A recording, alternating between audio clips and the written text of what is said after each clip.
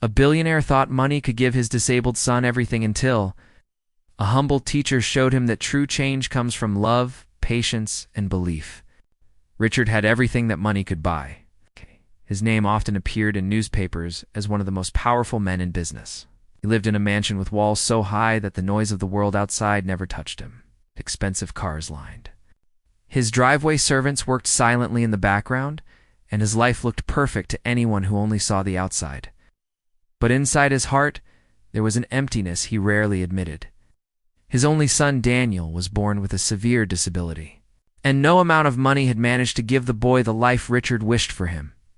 Daniel was a quiet child. He moved slowly, and simple tasks that other children his age did with ease were a struggle for him. Walking across the room could be exhausting. Holding a pencil properly took effort. Keeping up with other children in sports or games was impossible. Because of this, he often stayed alone, sitting with his books or looking out the window, while other kids laughed and ran freely. His world was smaller, quieter, and loner. At school, things were even harder. Children who did not understand his condition sometimes avoided him, unsure of how to interact. A few classmates were kind, but they still treated him like someone fragile, someone different, and this made Daniel feel even more separate from them. He wanted to be treated like everyone else, but it rarely happened. Teachers tried, but most did not have the time or patience to give him the individual attention he needed. Richard thought money could solve it all. He had hired the best therapists, doctors, and specialists. Every time someone recommended a new expert, he brought them into Daniel's life without hesitation. There were expensive machines for therapy, private tutors with shining resumes, and regular appointments with doctors who promised improvements, but none of it seemed to work the way Richard hoped. Daniel remained withdrawn. His body was fragile, but it was his spirit that worried Richard the most. Yet Richard himself was distant.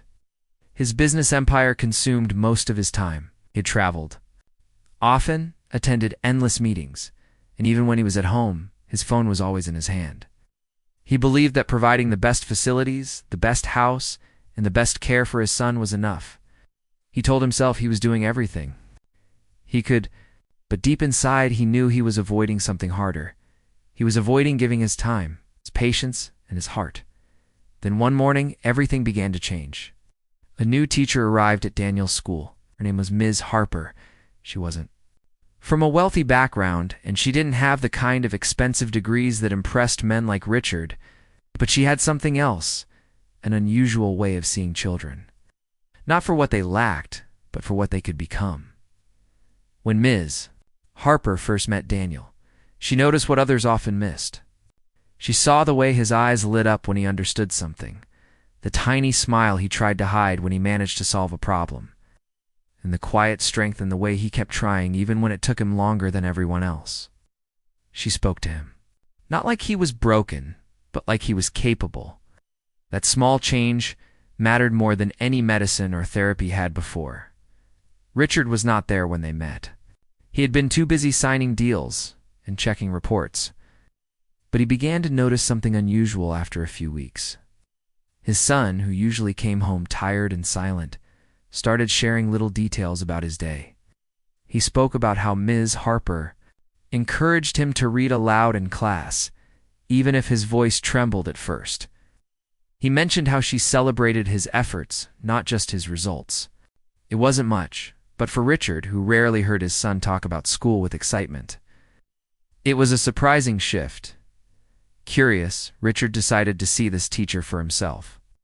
He arranged his schedule one afternoon and visited the school quietly, not announcing his presence. From the back of the classroom, he watched. Daniel sat at his desk, concentrating hard on a task. Ms. Harper leaned down beside him, her voice calm and steady. She didn't rush him. She didn't take over when he struggled. Instead, she guided him step by step, her encouragement warm but firm. Richard noticed how Daniel's shoulders relaxed when she praised him, how his eyes brightened when she told him he was doing well. For the first time in years, Richard saw his son not as a fragile boy who needed constant protection, but as a child who had the ability to grow, if only someone believed in him. Stirred something in Richard, something he hadn't felt in a long time. He realized that this woman, who earned a modest salary and worked in a simple classroom, was giving his son something priceless: hope and confidence. Still, Richard wasn't sure what to think. He had always trusted in money and expertise. Could a single teacher succeed where expensive professionals had failed? But there was no denying what he saw. Daniel was happier. He smiled more. He tried harder. Even at home, his conversations with his father were different. For the first time, Daniel began asking Richard to listen to what he learned in school. He even asked for his father's help in small ways, like practicing reading aloud together. Richard felt unprepared. He didn't know how to answer some of his son's questions, and he wasn't used to this new closeness. But deep inside, he was grateful. Something was shifting. Ms. Harper had entered his son's life, and unknowingly she was pulling Richard into it too, as days turned into weeks. Richard found himself thinking more about her. Who was this teacher who managed to connect with Daniel so deeply? What drove her to give so much of herself to children who others often overlooked? He didn't have the answers yet, but one thing was clear: his son's world was changing, and so was his own. Ms. Harper began to play a bigger role in Daniel's daily life. She noticed things about him that others usually ignored. Most people only saw what he could not do, but she focused on what he could.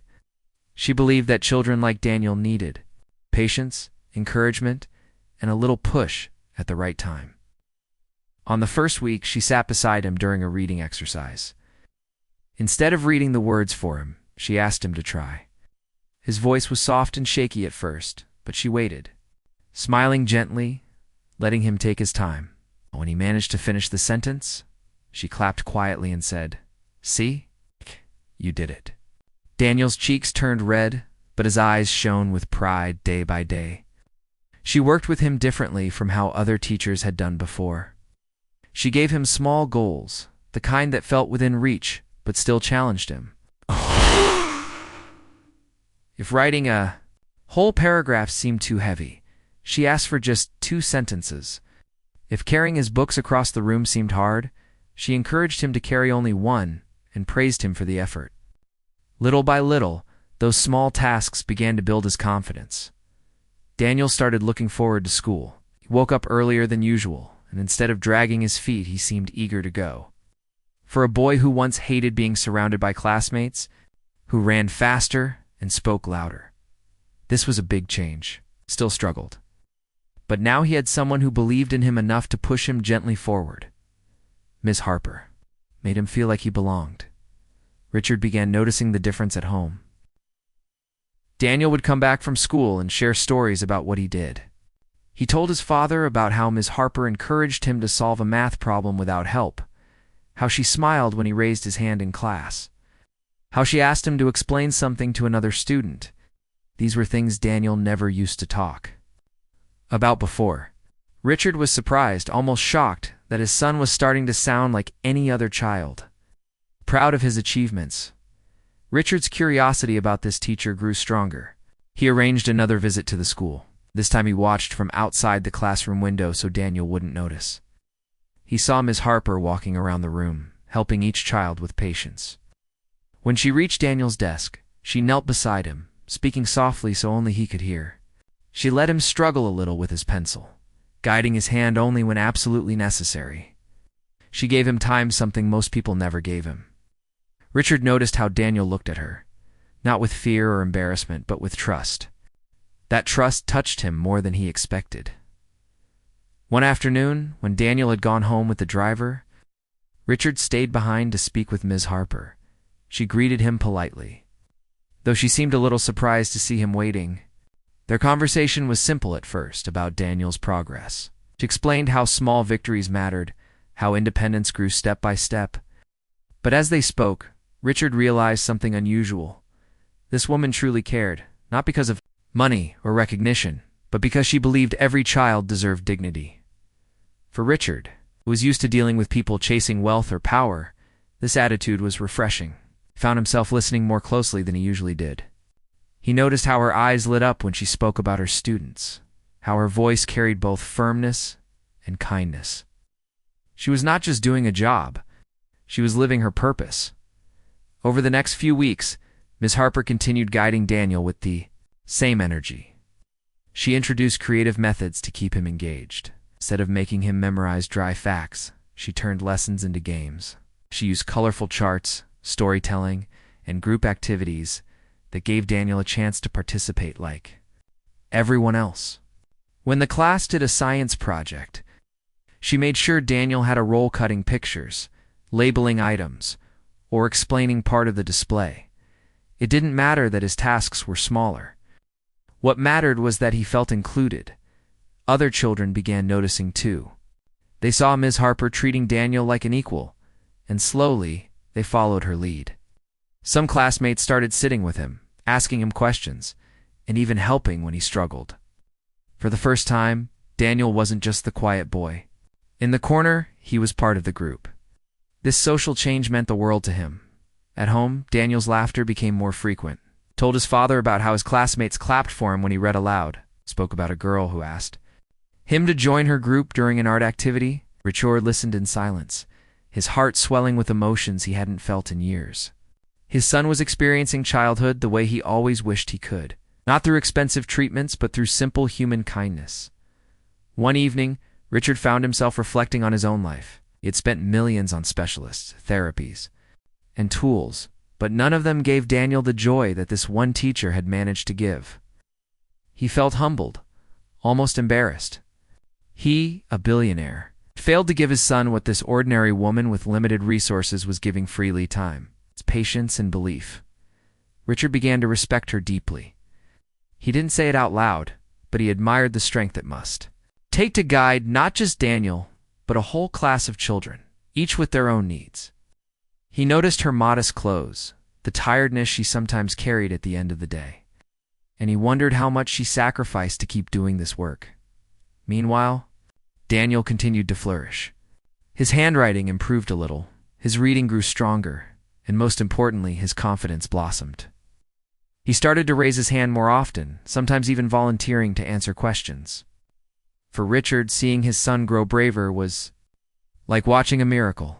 He began to visit the school more often, sometimes openly, sometimes quietly. Every time he saw the same dedication in Ms. Harper, she never treated Daniel like a burden. She never complained when he was slow. Instead, she celebrated every step forward as if it were a great achievement.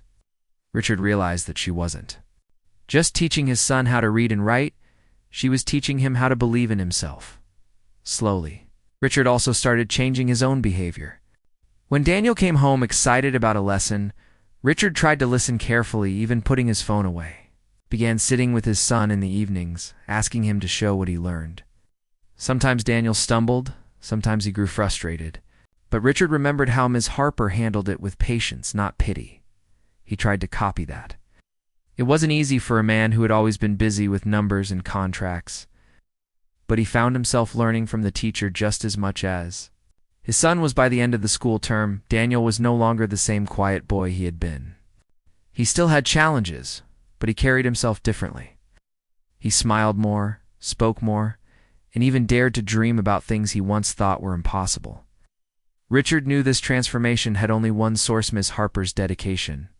She had stepped into their lives quietly, without asking for recognition. But she had given Daniel something priceless, in Richard, who had always believed money could buy solutions, now realized he had found someone who was proving him wrong. For the first time in years, he felt hopeful, not just for his son's future, but for his own role as a father. One morning, Richard arrived at the school earlier than usual. He wanted to see how Daniel was doing without letting anyone know he was there. He stood outside the classroom window, watching quietly. Inside, Ms. Harper was working with the students. Daniel sat at his desk, struggling with a math problem. His pencil shook in his hand, his face tense with effort. Richard could see the frustration on his son's face, and for a moment, he felt the old instinct to step in, to make it easier for him. That was what he had always done. He hired people to fix problems quickly. But then he watched Ms. Harper. She didn't rush to solve it for Daniel. She leaned close, her voice calm and steady, and said, "Take your time, you can do this. Don't give up." Richard saw Daniel hesitate, then try again. His first attempt was wrong, but she didn't frown or sigh the way so many others had in the past. Instead, she gently asked him to check his work again. pointing at one small step. Daniel erased slowly, thinking hard. This time his answer was right. His shoulders straightened, and he let out a small breath of relief. Ms. Harper clapped softly and said, "See? You figured it out yourself." Richard felt something stir in his chest as he watched. His son wasn't just learning numbers. He was learning patience, courage, and confidence.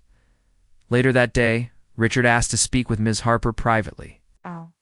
They sat in the empty classroom after the children had left.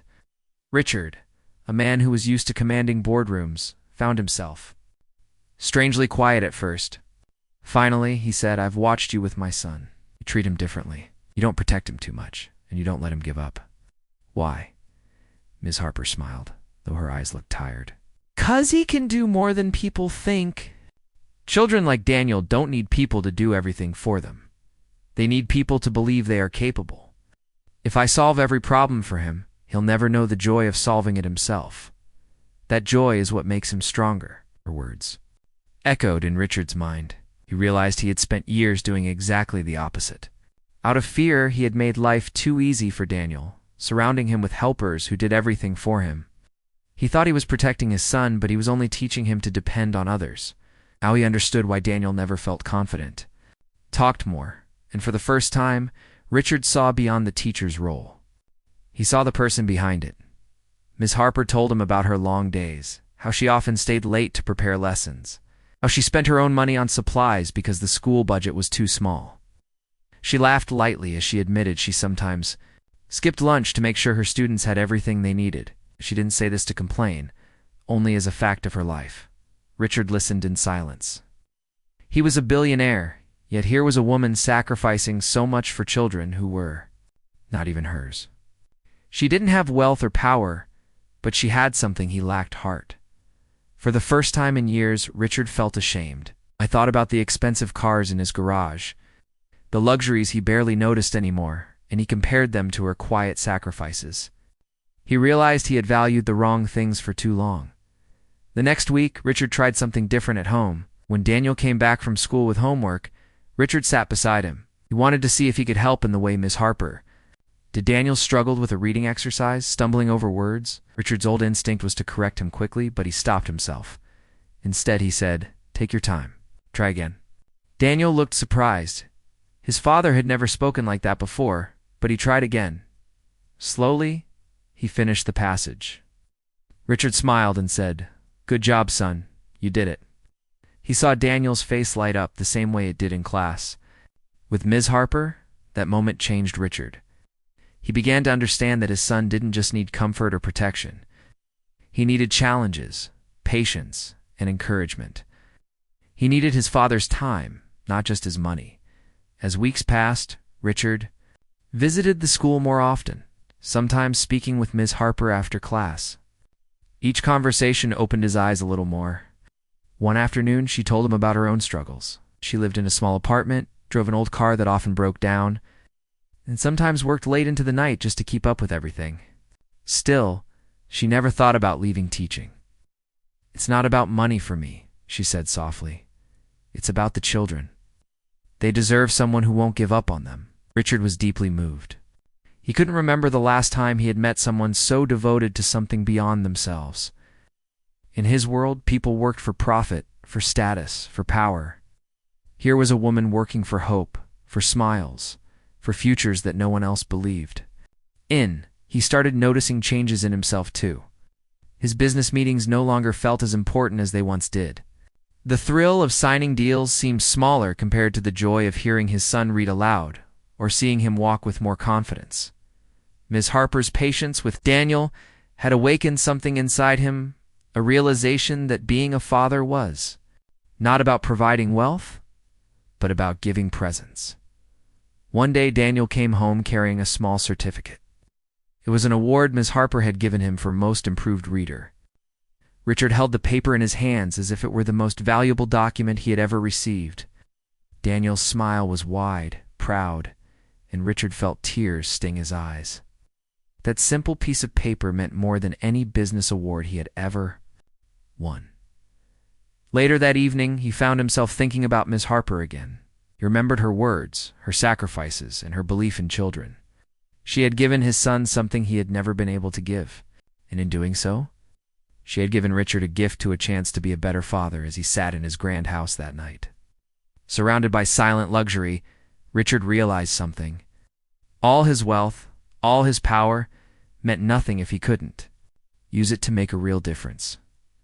Miss Harper had shown him the value of patience, of care, of human connection. For the first time, Richard wanted to do more than just admire her efforts. He wanted to honor them. And so, as Daniel's life blossomed with new confidence, Richard's heart began to change too. He was no longer the distant billionaire who believed money could fix everything. He was becoming a father who understood that the most important things in life could not be bought.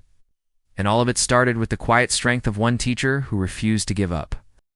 Richard's mornings began to look different. Instead of leaving early for meetings or sitting at the breakfast table with his phone in his hand, he started paying more attention to Daniel. Sometimes he even drove his son to school himself, something he had never done before. At first, Daniel was surprised to see his father waiting by the car door, smiling nervously, but slowly he got used to it. Those short rides became small, but important moments where father and son could talk. Daniel would tell him about what Ms. Harper was planning for the class, and Richard listened, asking questions instead of giving quick answers. He wanted to understand. At school, Ms. Harper noticed the change too. Daniel's confidence was growing, in ways she had hoped for but hadn't expected so quickly. He started volunteering in class, raising his hand when questions were asked. He didn't always get the answers right, but he no longer looked ashamed. When he stumbled, Ms. Harper guided him back on track, and Daniel pushed forward.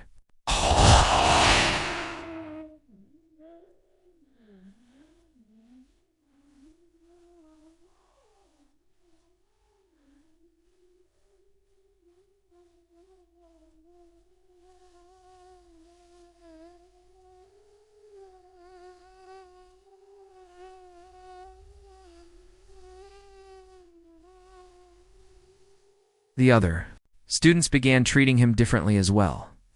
He was no longer the boy who needed help with everything. He was now the boy who tried, no matter how long it took. That quiet bravery earned him respect.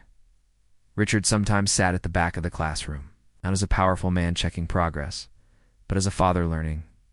He paid attention to how Ms. Harper encouraged the children, how she guided Daniel with patience, and he took those lessons home. At night, when Daniel practiced reading or writing, Richard no longer rushed to correct mistakes. He remembered Ms. Harper's calm words and copied her way of teaching. Take your time. You're doing well. Those simple words built something inside Daniel that money never could. One evening, after finishing homework together, Daniel looked at his father and said, "Dad, I like when you sit with me. It makes it easier." Richard felt a lump in his throat. For years, he had thought his son needed specialists and tutors, when in truth, Daniel had needed his father's presence. That realization cut deep, but it also filled him with determination. He promised himself that he would never go back to being the absent parent who only provided money. Meanwhile, Ms. Harper kept doing what she had always done. She encouraged Daniel to take small risks, like reading aloud in front of the class or walking to the board on his own. Sometimes he stumbled, sometimes his hand shook, but every time, she was there with a steady voice and a smile. "You're stronger than you think," she told him often, slowly. Daniel began to believe those words. Richard admired the teacher more with each passing day. He saw the way she carried herself, calm and composed even when children misbehaved or when the day grew long. He saw the way she noticed every little detail about her students, never letting any child feel left out. And he saw how much she gave, without expecting anything in return. To him, it was extraordinary. At home, the changes in Daniel were impossible to ignore. He laughed more, he tried new things, and he even began helping with small chores. One evening, he surprised Richard by saying, "Let me set the table tonight." It was a simple act, but Richard felt a wave of pride. His son was no longer hiding. From challenges, he was facing them one by one. Richard also found himself changing in ways he hadn't expected. He started canceling some business trips, choosing instead to spend more time with his son. His assistants were shocked when he told them he wanted fewer meetings, but Richard didn't care. For the first time in years, he realized that his empire could survive without him for a few days. But his son called one day as he watched Daniel working on a drawing in class. Richard turned to Ms. Harper and said softly, "I can't thank you enough. You've given my son something I couldn't." Ms. Harper shook her head. "It wasn't me alone. He already had the strength. So all I did was remind him it was there." But Richard knew the truth without her, Daniel might never have discovered. That strength, the bond between father and son, deepened as weeks passed. They began sharing little routines, morning drives, evening homework, weekend walks in the park. Daniel, who used to sit quietly in the background of his father's busy world, was now becoming the center of it. Richard realized that being with his son didn't feel like a duty anymore. It felt like joy. One Saturday, Daniel asked if they could invite Ms. Harper to join them at the park. Richard was surprised by the request, but he agreed. When she arrived, Daniel proudly showed her how he could kick a ball a short distance, something he had practiced. Ms. Harper clapped and cheered, and Richard joined in. Watching the two of them laugh together, Richard felt a deep sense of gratitude. This teacher had not only changed his son's life, but had also given him back his own role as a father at night. After Daniel had gone to bed, Richard often sat in his study thinking about everything that had changed. He realized that all his wealth and success had never brought him the happiness he now felt. Just by hearing his son laugh, Miss Harper had opened his eyes to what truly mattered. He admired her not just as a teacher, but as a person. She carried a strength he could never measure with numbers, a strength that came from love and purpose. As Daniel continued to flourish, Richard felt a strong desire to do something in return. Out of obligation, but out of genuine respect, Ms. Harper had transformed his family's life, and he couldn't ignore that. He began to wonder what he could do that would truly honor her work. He knew it had to be something more than just a gift, something that matched the depth of what she had given. Every time he saw Daniel smiling with confidence, every time he heard his son proudly say, "I can do it," Richard's determination grew stronger. He realized that Ms. Harper's impact went beyond the classroom. She had reshaped his son's future, and in the process, she had reshaped his own heart. And so, while Daniel became stronger each day, Richard quietly began to plan. He wanted to make sure that Ms. Harper's dedication would never go unnoticed. Her kindness and patience would not only touch his son's life, but the lives of many more children. He didn't know exactly how yet, but he knew one thing. For certain, he would find a way to change her life, just as she had changed theirs. Richard knew that what Ms. Harper had done for Daniel was extraordinary. She had given his son confidence, courage, and a sense of independence that no amount of money could buy. He wanted to show her that her efforts were recognized, that her life-changing work mattered, and that it deserved more than gratitude alone. But he also knew he had to approach this carefully because Ms. Harper had never done anything for praise or reward. She taught and guided because it was her passion, not for recognition or wealth. One evening, Richard invited Ms. Harper to his home under the pretext of discussing Daniel's progress. She arrived modest as ever, carrying her small bag and wearing simple clothes. She looked around at the opulent house, the sparkling lights, and the luxury that surrounded her. But her eyes were focused on Richard. He could see the slight hesitation in her expression, the kind of caution that came from someone who had learned to keep life simple and grounded. "Miss Harper," he began, his voice steady but carrying a hint of emotion he rarely showed in public, "I wanted to thank you properly for what you've done for Daniel. You've given him something I could never give on my own, and you've taught me how to be a better father." Smiled politely, but Richard could see the humbleness in her demeanor. "I'm just doing my job, Mr. Richard," she said quietly. "I care about the children, that's all. I'm happy Daniel is growing and learning." Richard shook his head. "No, it's more than that. You've transformed his life, and in the process, you've transformed mine. I can't let that go." Unrecognized, paused, thinking carefully about how to express what he wanted to do. "I want to do something for you, something meaningful. You've dedicated your life to helping children, often with limited resources. I want to give you the means to reach far more children, to expand your impact beyond just my son." Miss Harper blinked in surprise. She had never expected such a statement from a parent, let alone one as wealthy and powerful as Richard. "I don't know what to say," she stammered. "I never taught for rewards. I only wanted to help the children I can reach every day." Richard leaned forward. "Exactly. And that's why this matters. You deserve to reach more children. You deserve to know that your dedication can inspire entire communities, not just one classroom." He paused, then continued, "I want to fund a school or a foundation in your name, some place where children with disabilities can receive the same care, patience, and encouragement that you gave Daniel." For a long moment, Ms. Harper didn't speak. She looked at Richard, then around at the house, then back at him. I don't know if I could accept that. It's too much. I've never worked for this kind of thing," she said, her voice shaking slightly. Richard smiled softly. "It's not about you accepting it. It's about recognizing the value of your work. You've already changed my son's life. This is giving you the chance to change many more." Gradually, Ms. Harper began to understand. Of the other children she could help if she had resources, a new classroom, better teaching materials, therapists to assist, activities that could include every child. Her eyes glistened as she imagined the possibilities. I never thought I could reach that many children," she whispered. Richard nodded. "And now you can.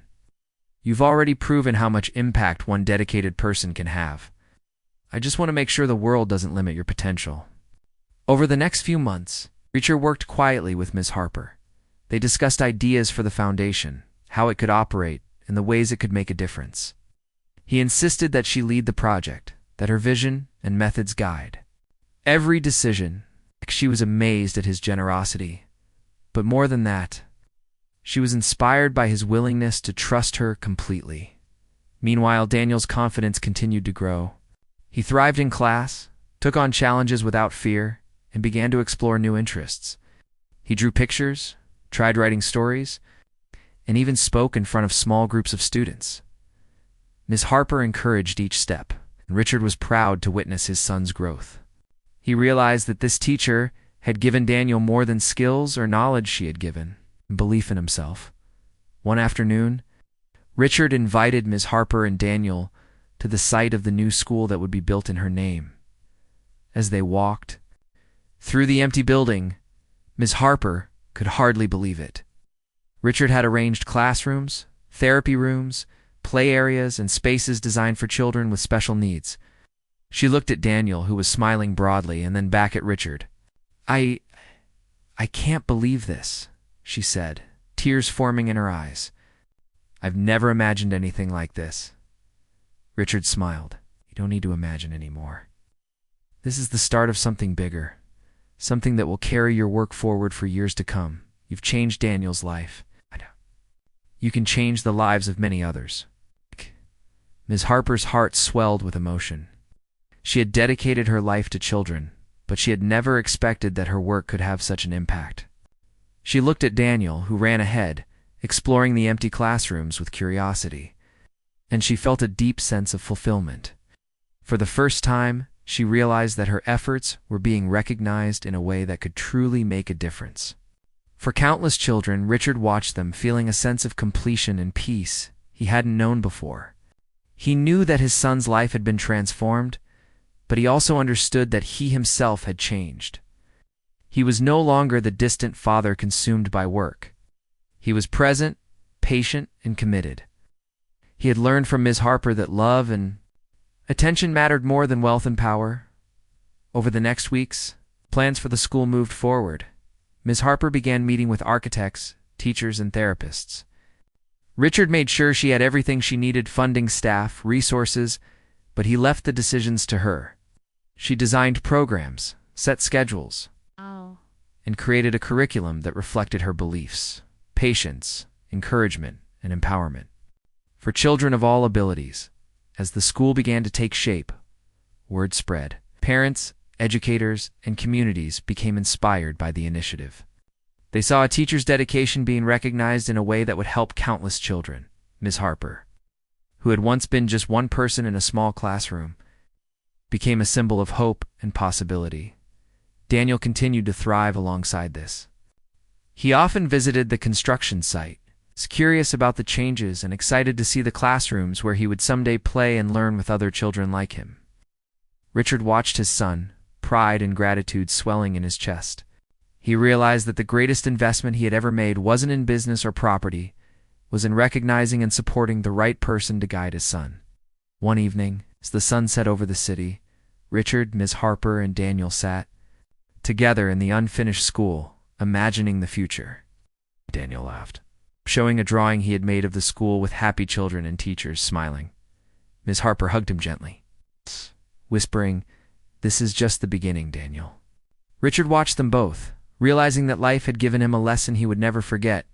True wealth is measured not by money, but by love, care, and the power to change lives. Ms. Harper's life had been altered in ways she could never have imagined. Her work, dedication, and patience had not only transformed Daniel, but had inspired a billionaire father to become the parent he had always wanted to be. She had gained resources, recognition, and the ability to expand her mission. But more importantly, she had gained the validation that her passion and care could truly make a difference. Richard. I knew that this partnership would continue for years. Together, they would help children grow, learn, and find the confidence to face the world. And as he watched Daniel run through the empty hallways, laughter echoing off the walls, he understood the truth he had learned from one remarkable teacher. Life's greatest gifts cannot be bought. They are given through care, dedication, and love.